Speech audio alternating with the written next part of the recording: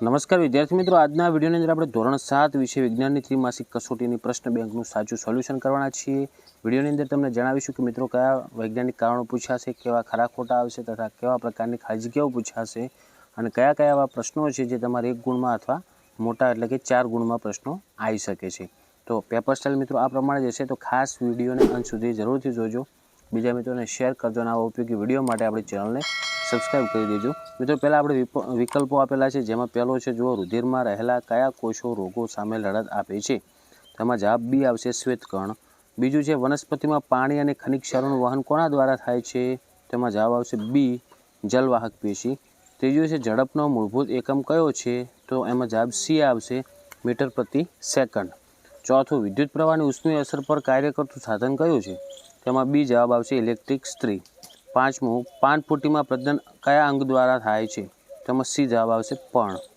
પછી નીચેના વિધાનો ખરા કે ખોટા એ જણાવવાનું છે, જેમાં પહેલું છે ધમનીમાં રુધિર ઊંચા દબાણે વહે છે, તો ખરું થાય। બીજું લોલકનો આવર્તકાળ તેની લંબાઈ પર આધાર રાખતો નથી, તો આ ખોટું થાય। ત્રીજો વિદ્યુત ફ્યુઝ સુરક્ષા માટેનું સાધન છે, તો આ ખરું આવશે। ચોથું બટાટામાં કલિકા દ્વારા વાનસ્પતિક પ્રજનન થાય છે, તો એ પણ ખરું થશે। અને પાંચમું રુધિર રસ એ રુધિરનો ધન ભાગ છે, તો એ ખોટું થશે।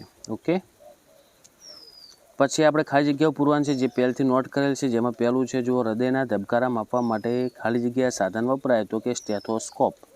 બીજું છે સમય માપવા માટેનું પ્રમાણભૂત સાધન શું આવે, તો ઘડિયાળ। ત્રીજું પુષ્પનું નરપ્રજનન અંગ શું આવે, તો કે પુંકેસર।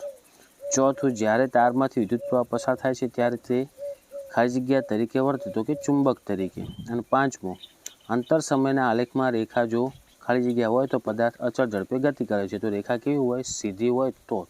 પછી જોડકા જુઓ ખાસ અગત્યના, જેમાં પહેલું છે રક્તકણ, તો પહેલામાં સી જવાબ આવશે કે હિમોગ્લોબિન। બીજું છે ડાયાલિસિસ, તો એમાં ઈ જવાબ આવશે, કૃત્રિમ મૂત્રપિંડ। પછી ત્રીજું છે યુગ્મનજ, તો એમાં જવાબ આવશે એ, ફલિત અંડકોષ। અને ચોથું યીસ્ટ છે, તો એમાં જવાબ આવશે બી, કલિકા સર્જન। અને પાંચમું વિદ્યુત ઘંટડી, તો એમાં જવાબ આવશે ડી, વિદ્યુત પ્રવાહની ચુંબકીય અસર। પછી મિત્રો જો નાના નાના પ્રશ્નો જે 5 આપણે લીધા છે, જેમાં પહેલું છે પરિવહન તંત્રના મુખ્ય અંગો કયા છે, તો ધમની અને શિરા આવશે, એટલે કે હૃદય અને રુધિર વાહિનીઓ।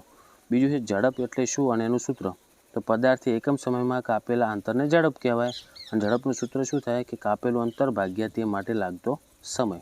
ત્રીજું પરાગનયન એટલે શું, તો પુંકેસરના પરાગાશયમાંથી પરાગરજનું શ્રીકેસરના પરાગાશય તરફ સ્થળાંતર થવાની ક્રિયાને પરાગનયન કહે છે। ચોથું બેટરી કોને કહેવાય, તો 2 કે તેથી વધુ વિદ્યુત કોષના જોડાણને બેટરી કહેવામાં આવે છે।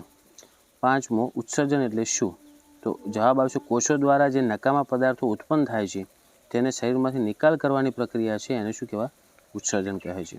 પછી જો વૈજ્ઞાનિક કારણો અગત્યના છે, 3 ગુણમાં તમારે આવી શકે છે। પહેલું છે જુઓ કે શિરામાં વાલ્વ આવેલા હોય છે, તો 1 થી 2 પ્રશ્નોનો સ્ક્રીનશોટ લો, નીચે જવાબ પણ આપેલો છે એ વાંચીને જવાનો। બીજો છે વિદ્યુત પરિપથમાં ફ્યુઝ રાખવો જોઈએ। ત્રીજો પ્રશ્ન છે કે સૂર્યની આસપાસ પૃથ્વીની ગતિ આવર્તનીય ગતિ છે, એનું વૈજ્ઞાનિક કારણ આપવાનું। અને ચોથું છે પવન દ્વારા જે ફેલાતા બીજ છે એ વજનમાં હલકા હોય છે, તો જવાબ આવે મિત્રો કે બીજ હલકા હોવાથી પવનની સાથે લાંબા અંતર સુધી સહેલાઈથી ઉડી શકે છે અને દૂર સુધી ફેલાઈ શકે છે, આથી પવન દ્વારા જે ફેલાતા હોય એ બીજ હલકા હોય છે। ઓકે, પછી મોટા પ્રશ્નો, જેમાં પહેલું છે જો મનુષ્યનું ઉત્સર્જન તંત્ર આકૃતિ દોરી સમજાવો, તો મનુષ્યના ઉત્સર્જન તંત્રની નામ નિર્દેશનની આકૃતિ તૈયાર કરી નાખવાની। બીજું છે વિદ્યુત પ્રવાહની ઉષ્મીય અસર સમજાવી તેના ઉપયોગો જણાવો। ત્રીજું છે વનસ્પતિમાં લિંગી પ્રજનનની પ્રક્રિયા સમજાવો। અને ચોથું છે લોલકનો આવર્તકાળ એટલે શું, પ્રયોગ દ્વારા સમજાવો। આ 4 પ્રશ્નો મોટા છે, જે એકવાર વાંચીને જજો। ઓકે, તો આશા રાખું છું મિત્રો કે વિડીયો તમને ઉપયોગી બન્યો હશે, તો વિડીયોને લાઇક કરો, બીજા મિત્રોને શેર કરો અને આવા ઉપયોગી વિડીયો માટે આપણી ચેનલને સબસ્ક્રાઈબ કરજો। હવે મળીશું મિત્રો આપણે નેક્સ્ટ વિડીયોમાં। Thank you so much for watching my videos. Thank you so much.